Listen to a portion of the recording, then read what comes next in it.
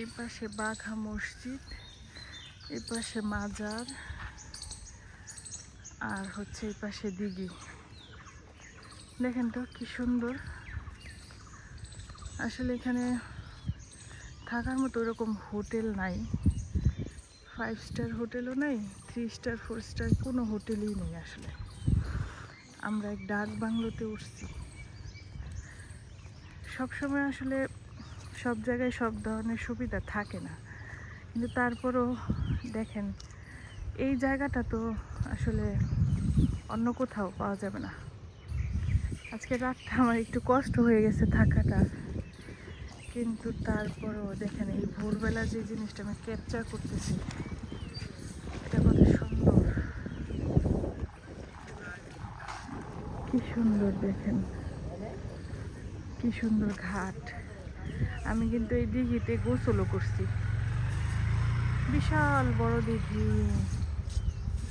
প্রতি শুক্রবার এখানে ওরস হয়, তখন আরো জমজমাট থাকে না। আমি চাইছিলাম একদম নীরব অবস্থায় এই ভিডিওগুলো করব।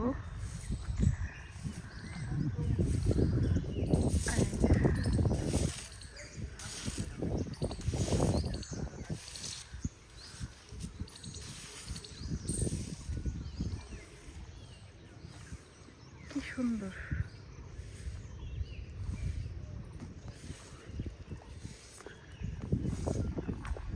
একটু নিচে নামার চেষ্টা করতেছি।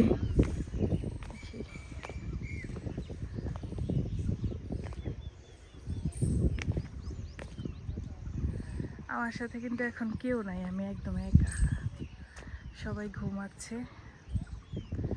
আমি আসলাম ভিডিওটা করার জন্য। একবার ভাবেন তো কি সুন্দর একটা পরিবেশ, সকালবেলা এরকম একটা জায়গায় মাত্র সূর্য উঠতেছে, কি সুন্দর হালকা বাতাস,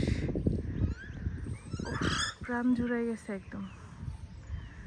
এরকম প্রকৃতি সব সময় আমাকে টানে, আমার খুব ভালো লাগে। আসলে মাহির পড়াশোনার জন্য আমি তো ট্রাভেলিংয়ে করতে পারি না আসলে, কিন্তু ভাবছি যখন একা হয়ে যাব, বাচ্চারা বড় হয়ে যাবে, তখন আমি অনেক দেশ ঘুরবো।